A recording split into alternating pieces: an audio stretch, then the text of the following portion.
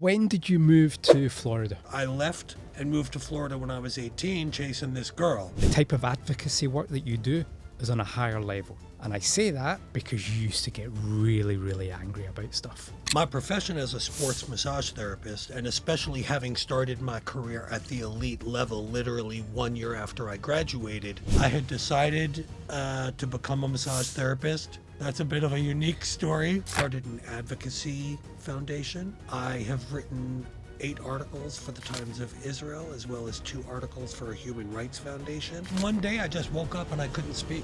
My voice had gone away. Welcome to another episode of Talk with the Scot, and we are here in the Google for Startups with Maccabi Lev Ari, somebody I have known for 7 years. We have a lot to get through. Yeah, there's a lot to talk about. There is a lot, because when you were younger, you grew up in Maryland. Yeah. You were accused, or you thought you were too stupid. Yeah. You were told you were lazy. Yeah. Let's cut straight to the chase. You were a gay young man who was pretending not to be gay. Yep. Changed careers. Multiple times. There's a lot to cover. But There's a lot to unpack there. But we are going to have fun whilst we talk about it. Yalla. Because from all of that, you've gone on and you have worked with the likes of the Yankees, Hapoel Tel Aviv, Olympians, like, you mean Tampa Bay Buccaneers. There are loads. Yeah. Welcome to the conversation. Thank you. I'm really glad to be here. Normally I'm seeing you in a different environment and state of dress. Absolutely. Usually when we're together, I'm lying in sort of a bed with no trousers on. Yeah, that's pretty accurate. In a vulnerable position. Absolutely. We were introduced a number of years ago by a mutual friend. Yep. Because, as you know, I partake in the odd run or two, and I was pretty much broken, and I came to you. And we'll get to that. Okay. Because I'm definitely going to put you in the spot about myself. Yeah. But let's go back to when you were younger, growing up in Maryland. Yeah. And some of the challenges you had to deal with. I mean, look, we're talking about the 80s. Yeah. I mean, but even before the 80s, okay? I mean, I'm almost 60 years old. I'll be 59 this year. We're talking about early age learning, what they call learning disability, which now they call neurodiverse learning abilities. And I was always told, you're too lazy, you just want the answers. And no matter how hard I would study, no matter how long I would put myself in front of that book, the information was not getting in. And what it did to my self-esteem over the years was just to bring that down, to continually bring it down year after year. I mean, I think all of us remember report card day. Yeah. I think no child is immune to that day when you know they're coming in the mail. Yeah. And so if we just looked at that, going to what we're talking about is the resilience of having to continue to fight against that negative communication that is constantly being bombarded. Yeah. And so I had to deal with that. So that was first. Then you had coming into adolescence, not just realizing that you're gay, but the AIDS epidemic is blowing up on the scene. Again, another situation where society, those words have effects on you. Yeah. That affects your ability to perform at your best, no matter what it is, school, work, etc. But somehow, I just kept pushing through that stuff. I mean, ultimately, you don't have a choice. So you just find a way. And that literally is what resilience is about.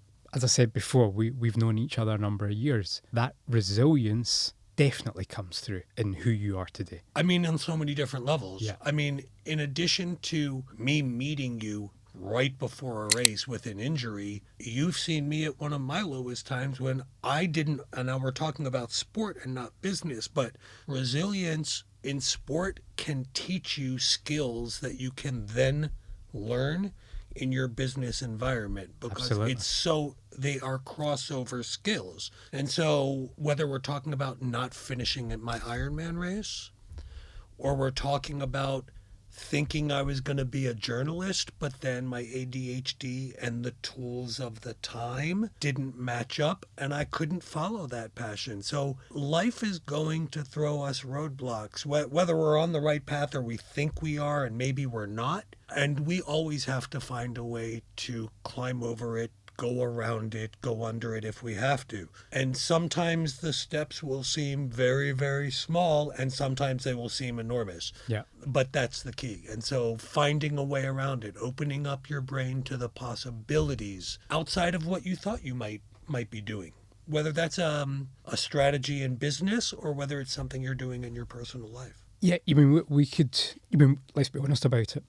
We could sit here and talk for a long, long time about sports and the the required dedication and the mentality to succeed, whether it's you're a professional sports person or you're an amateur or even somebody just doing from couch to 2 kilometre run, for example. You need to have a mindset.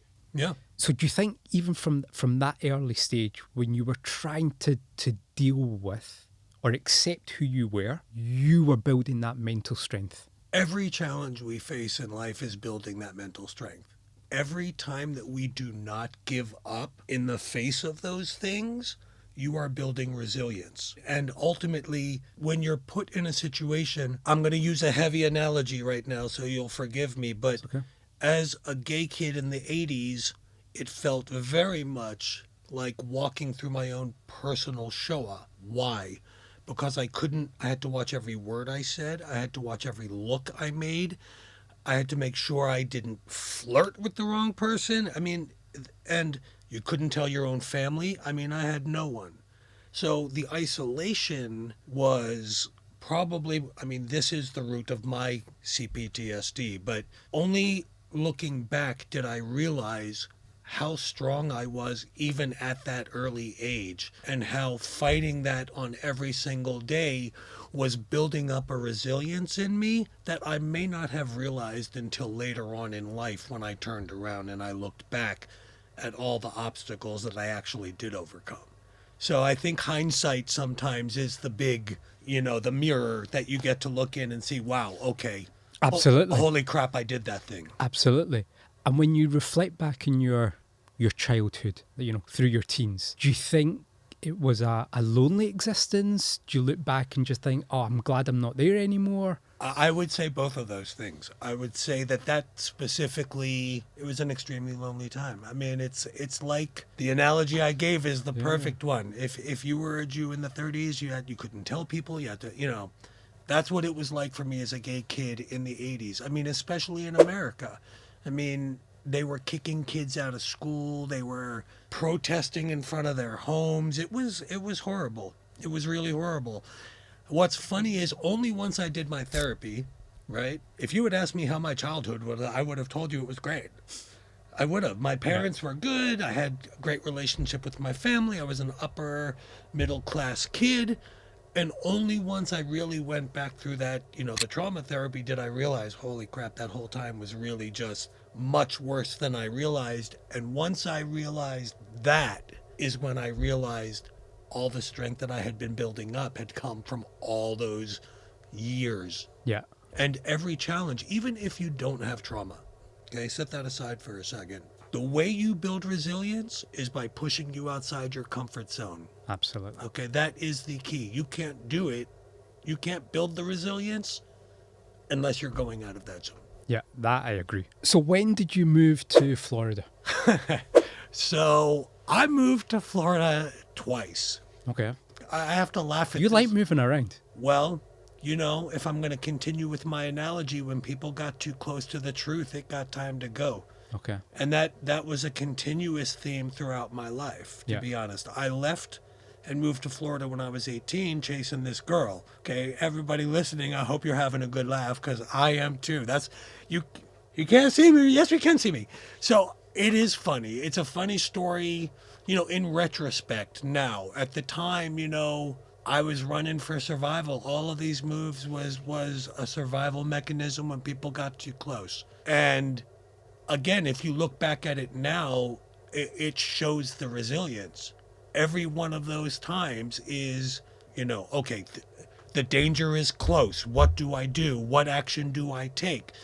This hypervigilance, that is also part of the trauma. But every time I had to move and start over again, that was resilience. Whether it was... Was it resilience, or were you I mean, I don't mean to be sort of disrespectful here. Was it resilience, or were you simply just running away? I would say it was both, because from the perspective of being found out, it was an absolute survival mechanism. I mean, would we, using this analogy, looking at the Jews in Europe, the ones who ran away, would we have said, oh, you were just running away from your problem? No, the danger for me seemed very, very real and very existential. Okay. Had I known, I mean, again, we have to also understand that the way society viewed it at the time versus how it's viewed now are galactically separate. I mean, Yeah, I couldn't be having this conversation with you absolutely. if we were back then. Yeah. So it was a complete survival mechanism, and I'm not taking it as disrespect at all. I felt like I did what I needed to do in those moments. My personal safety was at risk, I felt, and if it took me picking up and starting over, then I picked up and I started over. But every time I did that, it was resilience. Now, again, therapy, okay, did a lot for me in understanding why I was doing those things, why I was running away, moving away, whatever phrase we want to put on that. It was all survival mechanisms. Through my recent therapy, it just probably ended about 6 months ago. It was 4.5 years of intensive therapy. I've come out like this crazy, focused, passionate. Just so many of the things that were in me are coming out now because that those old traumas have been integrated. And I think I did realize now how strong a person I was, and I never realized it, even though I was doing it back then. Well, I also think, because obviously, as I said at the beginning, we've known each other like 7-8 years. And I've definitely seen a change anytime we've met up. And Dude, let's talk about the appointment that I actually... We're going to. Okay. We're going to, hold on. But I definitely feel, and maybe as you've got older, you've just learnt this, that you've embraced everything that happened. It took therapy to do that. No, that's fine. But the reason why I say what I'm saying is because the type of conversations that me and you have changed over the 8 years. Absolutely. You know, I'm not just saying that's because of you. We've probably both like matured and whatever, more experienced. But I think a part of it is you're more comfortable, you're more settled, you're more just within yourself. Look, part of therapy is accepting every part of yourself. And what it had taught me was there was still a part of myself that I had not accepted yet. Now, because of my profession, okay, let's transition a little bit here. My profession as a sports massage therapist, and especially having started my career at the elite level literally 1 year after I graduated, Yeah. when you're working in that hyper masculine environment, it almost becomes even more, you know, your shields go up even more around that environment, because certainly I have to be careful about how I phrase this. Well, it's just the culture you're going into. Correct. Yeah. The culture of sport is, But it's definitely I don't it's know definitely what phrase to use. changed. Do you want to pick the... No, but I know what you're saying. But it's definitely changed. You know, it might be the impact of, you know, the explosion of women's sport, for example, or I don't know, maybe social media, or just an awareness that it doesn't need to be this one mold. Correct. Okay. Correct. So basically where I was at the beginning of my career, I had to be careful. That was just my perception. And so I was very careful to keep it separate. And that in the end, in terms of my healing, was not a good thing. Yeah. Because all it did was continue to enforce this thing that, okay, I have to hide this thing. Yeah. So it really took the explosion of the PTSD in 2021 for me to do the real healing, the psychological healing, so that those parts of me that were always there, which was passionate, integrity, honesty, all of those things that I bring both into my sports career and into this new emerging second career I have going on, they're all building blocks. They're all building blocks. And I think that more specifically, especially when I'm going to switch to my second business, which is my advocacy, Yeah. I think those setbacks, those challenges have given me lessons that I use in this other part of my next chapter of my work. So everything that you experience in life is building you in all parts of your life, whether it's personal relationships, whether it's business, or whether it's sport. So you just touched on the advocacy side. I'm going to respond to you on that, and then I want to get back to the sport stuff. I also believe, because you're probably more settled and accepting of an understanding of who you are, the type of advocacy work that you do is on a higher level. And I say that because you used to get really, really angry about stuff. Yeah. Really angry. Yeah. And you used to take comments about, Israel or really personally. And you couldn't understand, how could somebody say such a thing? And you would get stuck into it. Yeah. In terms of my advocacy, I actually took 7 months off. I know. I stopped last November, and I only just recently came back in the past couple months. And it's because of what's going on. And it was still triggering me. Yeah. In a really heavy duty way. And I still, when I look at the news today, I still just can't understand what's going on. Well, we're not going to solve anything here. So can I jump back into sport and about working with athletes when they're at their worst? Yes, but I want to ask you one question. Yeah. At what point because you've talked about passion, at what point did you decide that line of work? Okay. The sports side, the massage side, that's where you want to go. So that's a funny story. So once I realized I couldn't do journalism, I moved to Colorado. I hooked up with a temp agency, and they placed me with Charles Schwab, a discount brokerage firm, who then trained me how to be a stockbroker. And within 7 months, I was now a beginning financial advisor, I think is the proper terminology they used. And again, this was part of the resilience thing. Okay, I couldn't find a job in journalism. What am I going to do? I have to make a living out here. So I went to a temp agency, a branch of the one I used in Tampa, Florida. Okay. And they hooked me up with Schwab. Okay. Within a year, I was a stockbroker and advising clients and learning new skills and new techniques. And even in my own personal business now, I'm using things that I learned within stock brokerage, marketing, and focusing on the need behind the need with people, because that's the key. It's not just what they need, it's what's behind the need that you need to understand. Yeah. So all of those things I learned in that industry, okay, I was taking to the next one. How did that happen? Through a series of moves within the brokerage firm. I had transferred to Phoenix, Arizona. Then I had transferred to Orlando, Florida, because my father had become ill. Okay. And I felt like he was getting older. I wanted to be closer to home because family was important to me. From there, I took a different position within the firm because I had gotten burned out working at a call center. And don't let me forget to talk about burnout, because it's a super important part. Yes. And then one day I just woke up and I couldn't speak. My voice had gone away. So I went to the doctor, and as you all hear, I have a gravelly tone to my voice. That's just totally natural. I've had it since I'm 12 years old. Everybody used to laugh about me sounding like Brenda Vaccaro. For anybody who's old enough, you'll know what I'm talking about. And they thought I had cancer, and they sent me for all these tests and so on. And my voice would come back, and then I would go back to work and I would lose it. And then I would get better and I'd go back to work, and then I would lose it again. And the doctor said, I have done all these tests on you and I cannot find out what's wrong with you. So I have good news and bad news. The good news is there is nothing wrong with you. Yeah. The bad news is I can't find anything wrong with you, so I can't tell you what to do to make this stop. However, I would tell you that normally there is something going on that is stressing you out, and it's just manifesting right in that spot. So figure that out, and then you can alleviate that. Yeah. I had hated my job at that point. Okay. It had changed to the point of providing information to people to advising them. And having not had a degree in finance, I just didn't feel comfortable with doing that. It was not my passion. This is not what I was passionate about.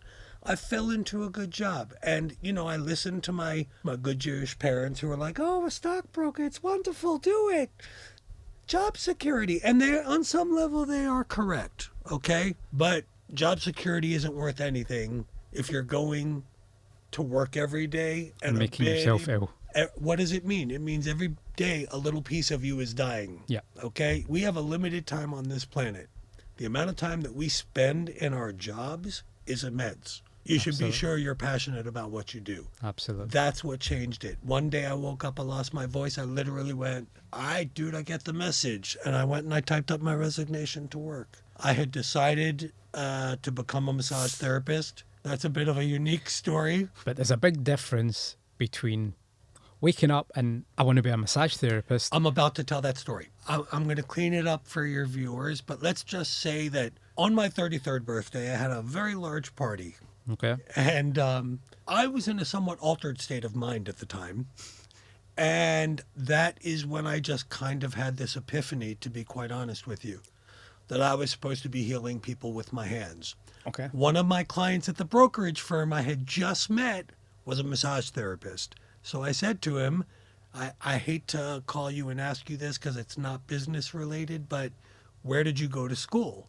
He told me it was 15 minutes away from my house. A professor with the Yankees worked there, and a professor who worked with the Buccaneers worked there. And once I went there to interview and I found that out, That was it. I looked at my friend and my right hand to God, I looked at her and I said, I'm telling you right now, I'm going to be working for one of these two teams. And you did it. That was it. Within my first year, I had worked for both of them. Both of my professors came to me and said, hey, after school, let me know. I want you to work with us, with the team. So let's dive into that a little bit, Yep. because there are many, many stories, obviously, of people, really super talented, skillful people that don't make it to the pro level or a really high level. And that's not just sports, it's also business. And let's try dive in and understand the difference between the amateur and the type of people that you've been working with on the pro level, the Olympians. I mean, It's a big question, I know. each one brings its own thing. I mean, I obviously work with endurance athletes like you, runners, Ironman athletes. A lot of the mentality that's required in that is very similar to the pro athlete. Okay. I think there are times when the amateur, it's harder. The amateur has to also have a job and do the trainings and get the treatment and go. I mean, there's just so much to do. And there's never really enough time in the day, as we talk about every time when I yell at you about the amount of homework you do or do not do. Indeed. As I do with all of my patients. So it's not just shade on you. Yeah. I'm a hard teacher. What can I say? But some of that, there is crossover there. And there's definitely things I have learned when I worked at the rehab facility for the Yankees with athletes at their absolute worst. I mean, when they weren't sure their careers would continue and I have to do treatment for them. And it's not just about doing treatment on their bodies, because these guys are, in emotional states. And, there's a reason why they call us massage therapists. Yeah. Is because there's a communication aspect to that too. Let's keep it on the pro level for a minute. Yeah. So pro, NFL, MLB, like whoever it is lying there, and you can tell that they, not just physically something is broken, but mentally. That's obviously a lot of pressure on yourself, because they're looking to you to be that magic wand, so to speak. For sure. There's a couple parts. There is, as the massage therapist, you are in this awkward position of between the sports team and the athlete. Okay. And sometimes there are things that you cannot tell your athlete. And vice versa.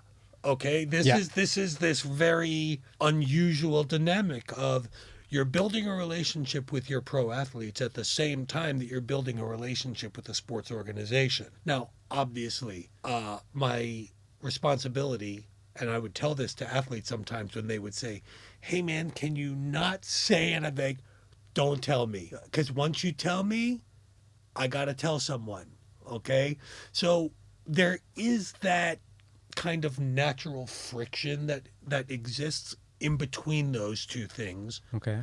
But yeah, when that athlete is with you and you're alone on that table, in some senses, they are pouring out their hearts to you about what's going on with the injury, right? If it's a pitcher and you're doing post-surgery work on his shoulder, They're worried about their future. Yeah. And, okay, what happens if I can't pitch anymore? Yeah, it's funny you say that because I watch a few different podcasts. A lot of them are sports related. And it was a couple of months ago, I was watching one and they were talking about the makeup and the structure of a pro sports backroom staff. You've got your manager, maybe assistant manager, coaches, and the people that are on the podcast are all ex-professional soccer players. And one of them was making the point that after the manager, he believes the massage therapist is the second most important person in the backroom staff.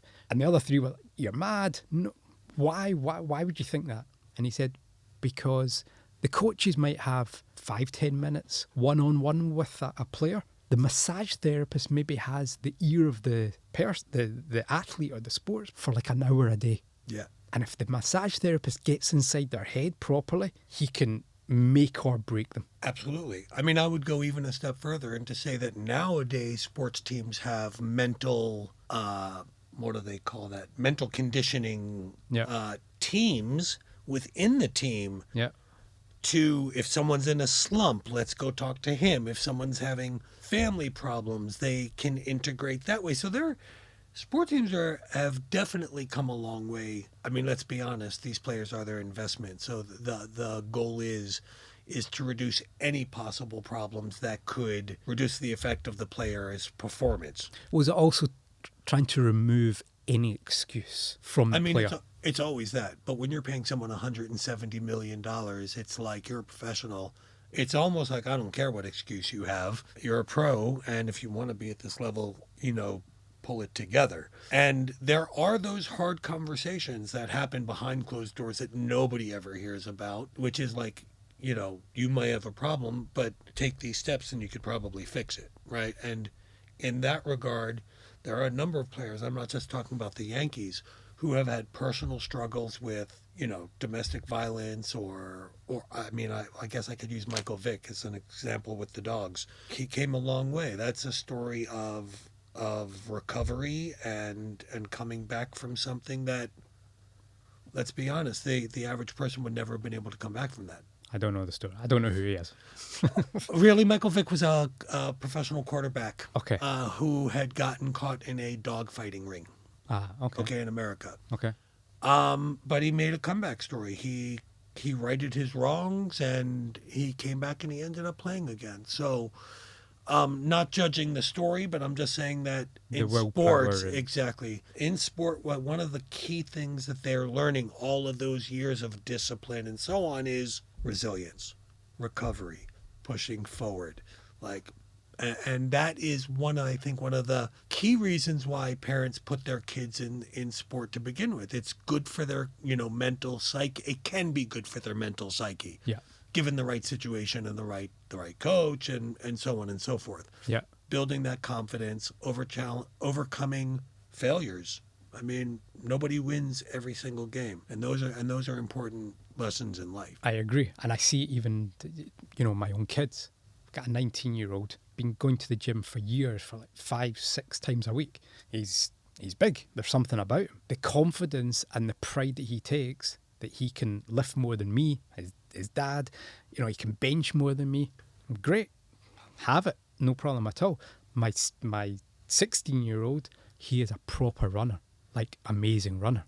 Where did he get that from? Not me. But since every time he comes in from a run, you can just see that he's glowing, that he's achieved. Yeah. He's out doing 5Ks in like about 18 minutes at the moment. He's 16. Wow. That he's, No, I'm not going to like him either, huh? Why? You might have you a fast new client. runners. You might That's have a new true. client. That's true. I was talking about, the former Iron Man in me starts going, oh, I could never run that fast. But I agree. Sports, especially in kids, if it's done properly, correct, it has huge upsides. And those are lessons that will take all through life, whether it's college, business, etc. Yeah. Let's go back to the mindset. Okay. So the pro athletes, you said they possibly have it easier in some regards than the amateur because everything's taken care of. Correct. For the pro. One of the big differences is amateurs are not going out and performing in front of 60, 100, 120,000 people. I mean, first of all, that's 100%. I'm sitting here with you, and before we came on, I told you put on the air because if I get nervous, I'll get the flop sweat. Yeah. Right? So that's just one person. Now imagine having to throw a ball 150 kilometers an hour and get the right spot in front of 70,000 people. Like, in a way, it's insane. However, it's brain training, okay?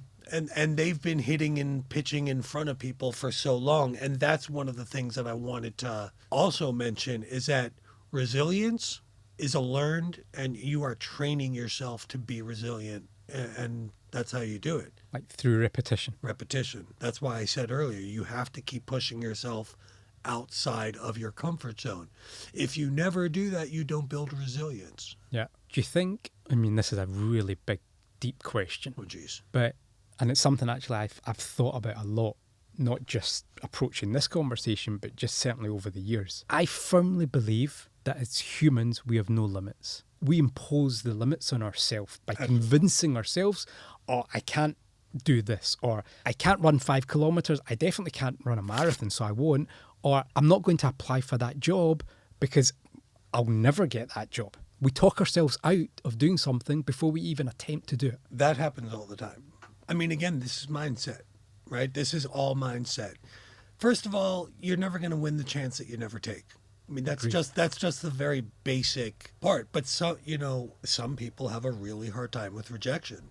Yeah. And some people would rather avoid the rejection than take the chance. And ultimately, those are your options if we boil it all down. Yeah. Right? It's either you walk away from the challenge or you go after it. I mean, either way, you're right? That's what they say. Whether you do or you don't, you're right. Either way, you're right. So I kept taking challenges. I mean, just everywhere in my life. Whether it was moving away from home at 18 to Florida the first time chasing the girl, or moving back at 21 the second time chasing the same girl, or when people got too close, moving to Colorado. Every single time that was an opportunity to just keep building, keep pushing forward. And whether you realize it's resilience at the time, I don't think is necessarily important. It's just that you keep going. Yeah. And I think with going back to your pro athletes, that's the mentality.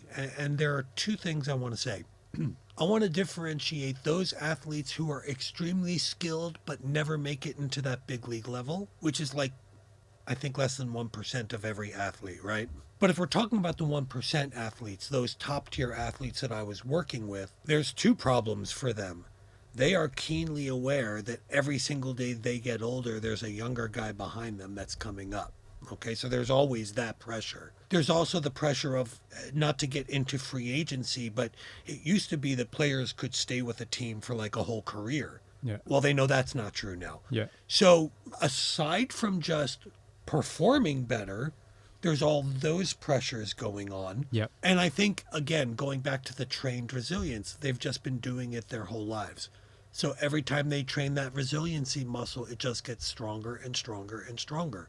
So that when they have a time when they get injured, blowing out the ligaments of their knee or having to have their ulnar nerve surgery moved when they, who knows if the elbow will ever take that kind of pressure again. They lay down on the massage table and they are bearing their soul to you, and you got to do both. You got to handle the treatment on the table as well as be able to handle the emotional state of the athlete. And in that regard, they are just like the amateur. Because if I look at you, yeah, and I remember when you came in, yep, okay, that was a race. I think you were 2 months before the race, and you had an injury, and you're like, I don't know if I'm going to be able to do this race. Yeah, I had a real problem in my calf, I think it was. The anguish that you had was no less than the anguish of that pro athlete, to be honest with you. In that regard, the numbers of dollars are different, but the passion about that one moment is the same. Okay. I want to ask you one question, and then we'll come back to you've just obviously brought me into it, and I definitely want to ask you some questions there. There's obviously your pro athlete, and then there is the elite of the elite, like the Messi of any sport. Is there a difference in mindset between your pro athlete and those top, or is that just down to the ability and the skill set? No, What's the difference? No, the difference is that top is willing to do whatever it takes, whatever it takes in order to stay at the top. So it's just that drive, It's just, determination. tell me what I need to do and I will do it. There are people, both professional athletes that I have had and private clients, who want to come in, have you fix them, but then not do the stuff in their regular life required in order to achieve the goal that they've set out. Okay. Okay? And the difference between those people and the top is that the top We'll do everything. don't make excuses and they just do everything. Okay. So it's all in. It's I mean, simply look, all in. You and I said before, hard work beats talent. Yeah. Okay? But if you got hard work and talent, it's a turbocharger. So it's funny because you just touched on me coming to see you. So recently I gave a presentation at an event, and after 5 minutes I started talking about running, and there was a reason why I did it, and I was connecting it to something, and I started talking about the injuries, and I only talked for a couple of minutes, and then I switched it back to the point and made the connection. But I think, and it drives my wife crazy, because she's always saying, it's either nothing or everything, you're so black or white, is it? And first of all, she's right. I agree with her. I am, because my thought process, my mentality is, if I'm going to do something, I'm all in. There's no half measures. If I'm going to do it, I'm going to do it right. And that's for better and for worse. And for worse, if I'm going to go and have a drink, I'm going to go and have a serious drink. So it's not always a good thing. Yeah. There's a reason why I don't just go and run 5 kilometres or even 10 kilometres. I get back to the house after running 10 kilometres and I just think, I've not even started. There are two sides of me right now. The one side of me, who was the former Ironman who just struggled running, how are we friends? That's all I want to know right now. But on the other hand, when I watch the stuff you've accomplished, when you finish those races, it's remarkable. And I'm going to just come back to a conversation about us comparing our two sports one day and how I told you, oh my God, I could never do that. And you turned it around and said, no, you could do it. I could never do the other thing. I think in general, people who decide to do events that are beyond the norm, 100-kilometer runs, Ironman races, you can't achieve that stuff without mindset. And you think that's just the common characteristic? Absolutely. With everyone that does Absolutely. Because if you don't have it, there will get to... Look, again, whether in life, whether in sport, or whether in business, there is going to be a time when the pain is going to exceed your passion. It's going to happen. Yeah. Okay? And the question is, what are you going to do in that moment? And people will do one of two things. They will fight or they will flight. Yeah. And it's mindset that determines which one of those paths you take. If you have mental resilience, if you have mental courage, doesn't mean that you're not afraid. It means that you go forward despite being afraid. Yeah. Whether that's in business or anything else. Because for me, because whenever I come to see you, I'm coming for recovery or whatever it might be. And after my wife, you are probably the one person that's seen me at my lowest. Yeah. Because when I come to you, I'm exhausted. I'm probably broken to some extent somewhere. And I remember and this is going back a few years, I remember messaging you saying, we're meeting 1 o'clock or whatever, I was coming to you and, it was 3 minutes to 1. And I remember messaging you saying, I might be a bit late. I'm downstairs, but it's going to take me a while to get up the stairs. I remember that. I was really broke. But the thing is, and obviously we know a number of other people that do extreme sports, and some are far more talented than we are. I don't think, and again, this is coming back to mindset, I don't think what we do is particularly special. And I don't know if some people listening to this might think he's off his head, but I'm just doing my thing. And that's something the pro sports people, they get up every day, they're going into training and they're doing their best and they're achieving. Are they just getting on with it thinking, this is just my job. I'm just lucky to be doing what I'm doing. In general, those athletes have made it to that level, are definitely feeling blessed that they get to play a sport that they love for a living and get paid huge amounts of money to do so. Okay. But I think, it all comes back to passion. I just think it just all keeps coming back to that. If you are passionate about something, you will find a way to keep going, even in those dark times, right? Even in those moments of like, okay, injury, or if we look at Corona, the challenges that business faced at that time, Yeah. who could have predicted that? But those businesses that were resilient overcame those challenges, and ultimately that is what it's all always about, whether you're a pro athlete at that level or a pro athlete at a lower level, an amateur. It's in those moments of the greatest challenge where how can you find a way to pick yourself up and keep pushing forward. I mean, that's what we do. That's human nature, really, to keep pushing forward. It's like running a marathon, one step at a time. I mean, look, I when I did my first Ironman and I talked to the professional athletes about it, when I told them what I did, first of all, they asked me, "I'm sorry, how old are you?" And they said, "Well, do you get a break after each?" Like, they really didn't understand. Yeah. And when I said, there's like, no way. They said to me, I was a 51-year-old guy, and pro athletes are telling me, "Hey, man, that's insane." So I hate to be the one to sit in your podcast booth and tell you, but it is not normal running 100 and 160 kilometers. And it is special because it takes a special kind of mind to push yourself into a situation when you know you're going to suffer. Yeah. Oh, you definitely suffer. Okay, there for sure. Yeah. So again, you will never push yourself beyond the 60-kilometer mark if you don't have the mental resilience you're gonna hit a wall. Yeah. Again, I just want to keep bringing it back to what we're talking about, which is business. Well, There are it's not going to so be much all just kinds. business. No, it's not. But I'm saying, even in Ironman, Yeah. When I failed the first time, I shouldn't say failed. When I didn't cross the finish line the first time, there were lessons, right? And if I wanted to continue, there were lessons to be learned, and that's the same in business. Okay, all kinds of obstacles are going to show up at all kinds of times that you didn't anticipate for. You've just touched on it's going to be funny. Because in my mind, I've gone in and pitched for business wherever, not won it, all right? Wake up the next morning and you're annoyed. You've got another opportunity.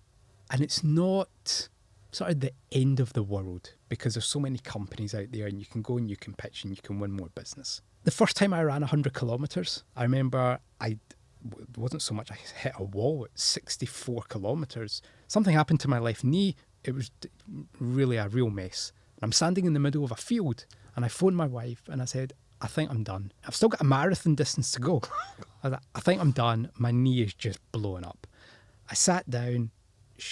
My sister and my sister-in-law, they came round and because they were following in the car. And I'm sitting there. I was like, "I can't do this. Can't do it."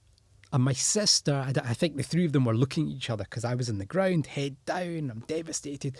My sister, obviously, she turned around and she said, "Yeah, I didn't think you would finish it anyway."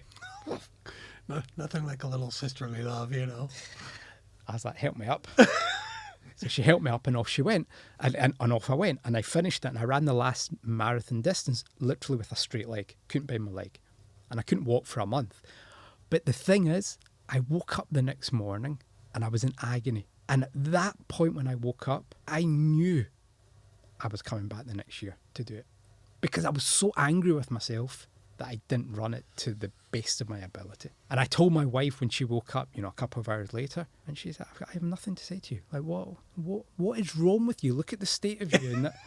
But I knew that I was coming back next year. And I did. And I knocked an hour and a half off my time. And again, I go back to what I'm saying. Like, yeah, it probably sounds insane when I tell that story. Yeah. But to me, I'm just moving forward. Yeah, because that's your passion. And when you're moving with your passion, then it doesn't feel like work. You're just doing the thing you love. I mean, I don't know who said it. They say when you love your work, you never work a day in your life. Yeah. Okay? Yeah.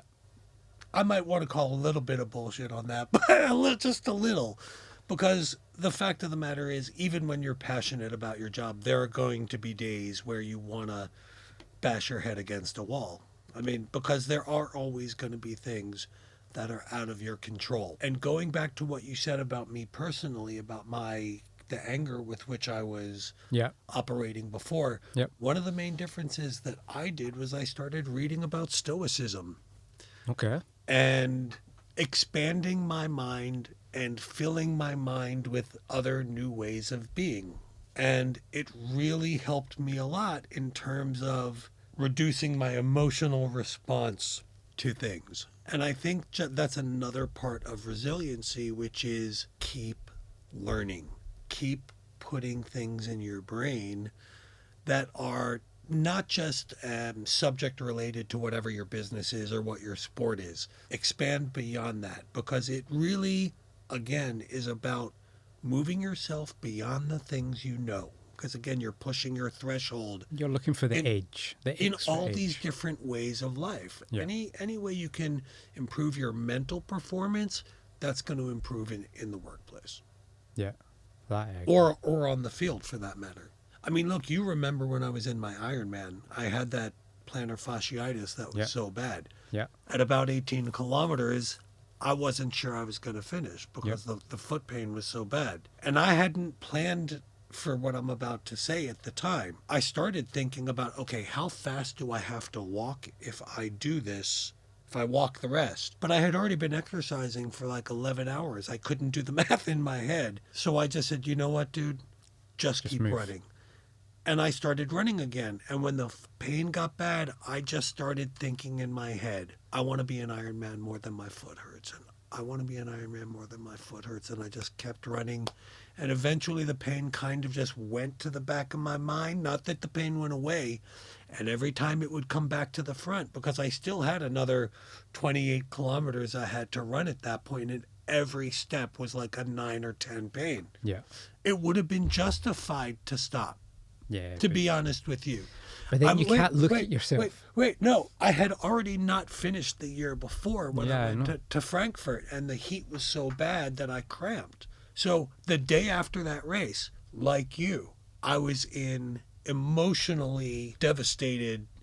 emotionally devastated place. Yeah. That night when I got home, I looked for the next place to do my next race because there was a bill that had to be paid, Yeah. and I was going to pay it.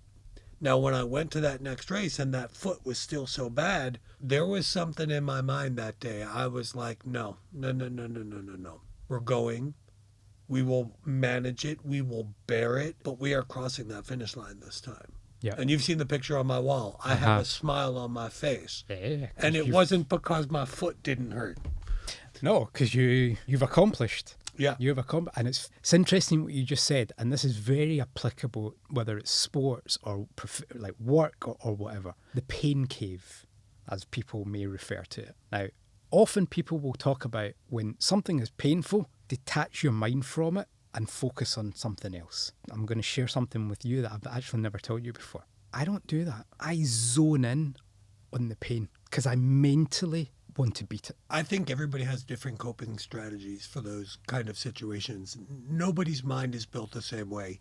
And one technique that might work for someone else may not work for another athlete. And the same thing is true in the workplace. Yeah. I mean, you may have two clients that you want to reach, and the way you reach them may be completely different. So, it's all about that. And as an athlete, both of us know when you're going into endurance races, you have to have plan A, plan B, plan C, and plan D, because you don't really know what's going to happen in the 12th or 15th hour of the race. Yeah. And the same thing can be said of business, is that as you proceed, as you progress, maybe you start out small and then you become medium. And then there are certain challenges that happen when you're a medium-sized company that you're going to have to address that you didn't anticipate before. And that's, again, it's all about adapting. If we just look at Israel, what's happened like from Corona, the way businesses adapted during Corona in order to survive, that's resiliency. Well, this country's got lots of resilience. It was built on it. Yeah, absolutely. We're going to do some quick fire questions soon. I've got some, just to put you on the spotlight. Oh, God. When you look back at your career, because obviously you said that, you're fast approaching your 60s, even though you don't look it. Thank you.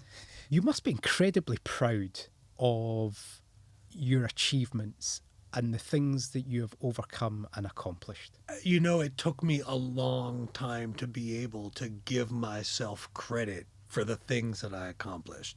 Okay, I think again, I talk about this 4-year period of therapy because there was so much trauma and integration that had to be dealt with in order for the true, authentic, and the version of myself to come out where my true potential could finally be revealed. And I haven't seen you in a while because you've had this injury. Yeah. But I'll just talk about from the beginning of this year, I wanted to expand my business. I wanted to give my patients another level of service that I wasn't giving them. And my friend said, well, you should try AI. You know, it can help you. And it really did.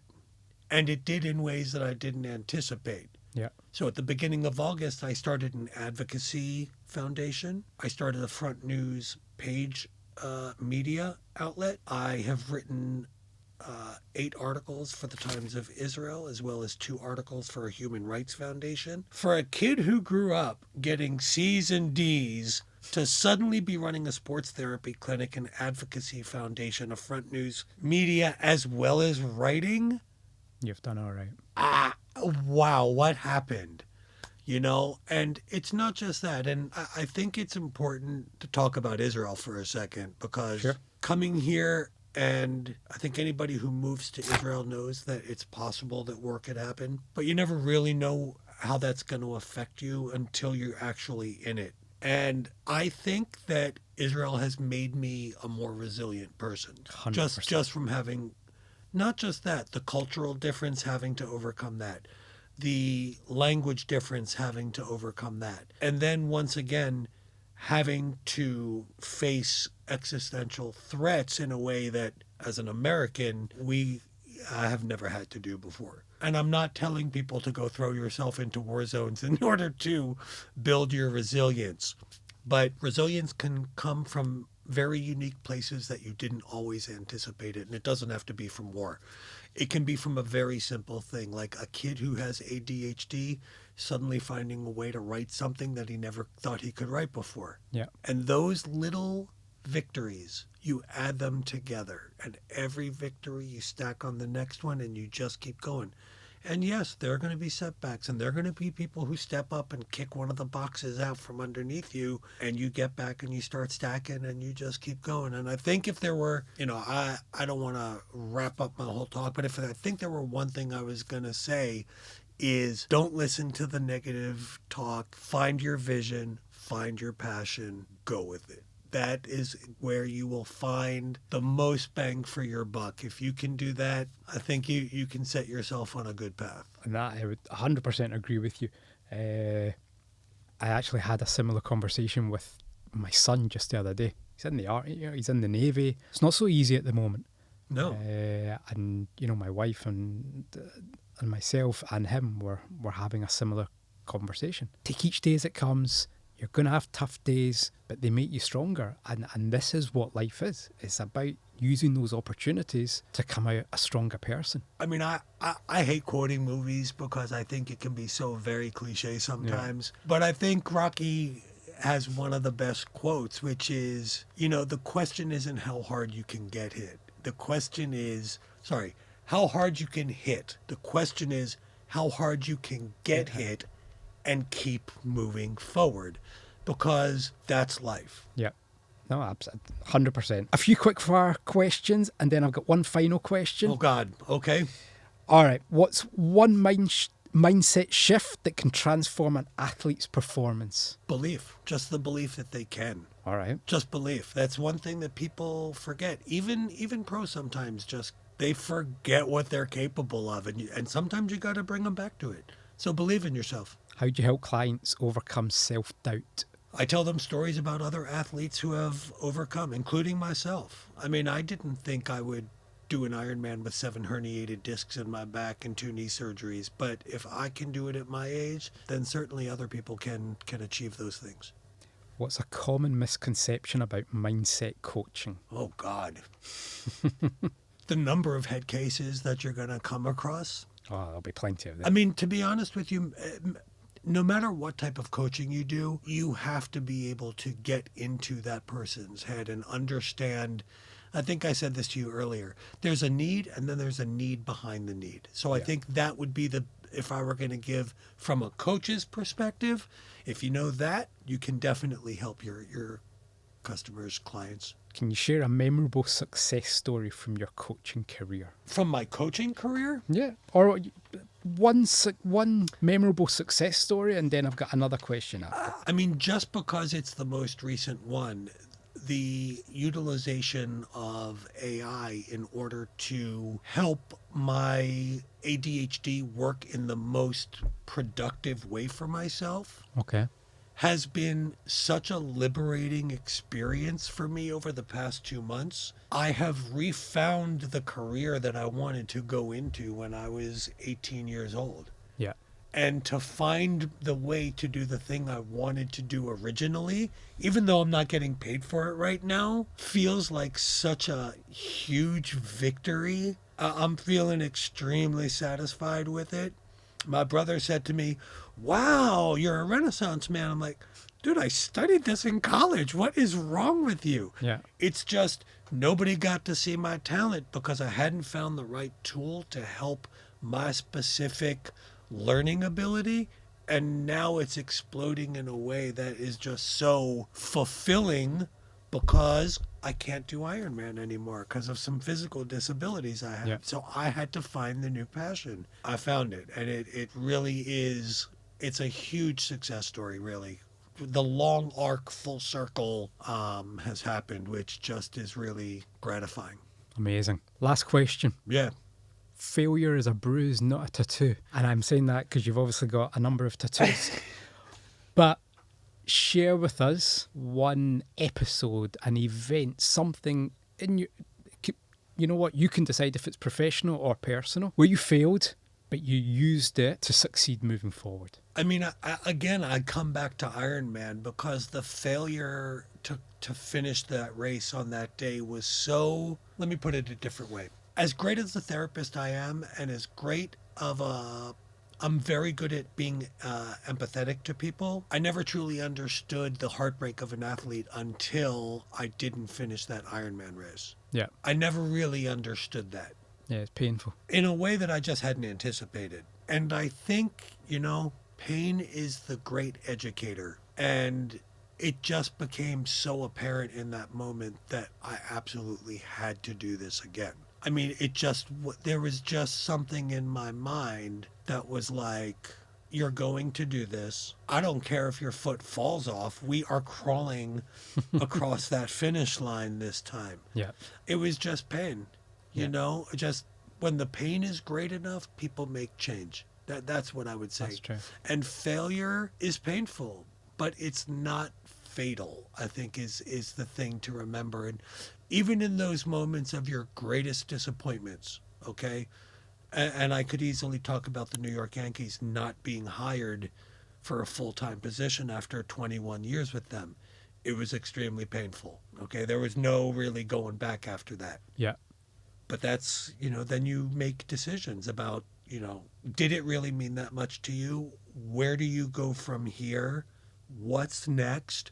For me, it was easy. If the Yankees wasn't going to happen, I wanted to make the dream from my youth come true, and that was to make Aliyah. And that's what I did. And when I realized, you know what, okay, it's time for a new path and a new change, and that's what I did, and I'm thrilled to be here. I never would have met you, dude. You would never have met me, exactly. But Maccabi Lev Ari, it has been an absolute pleasure, as I knew it would be. I think in the near future we may see more of each other. I just want to say, before we finish this up, Go on. only in the elevator did I find out that you have an injury that you should have been seeing me for I at know. the beginning. So yeah, you better be making a phone call in your near future. No, but not because of that. I'm getting close to the point where I need like a new goal. Okay, So Let's do we're thinking what's next. let's do it. Also known as the Not Doctor. I will put a link on the screen. It's been an absolute pleasure. Thank you very so much. I really appreciate it.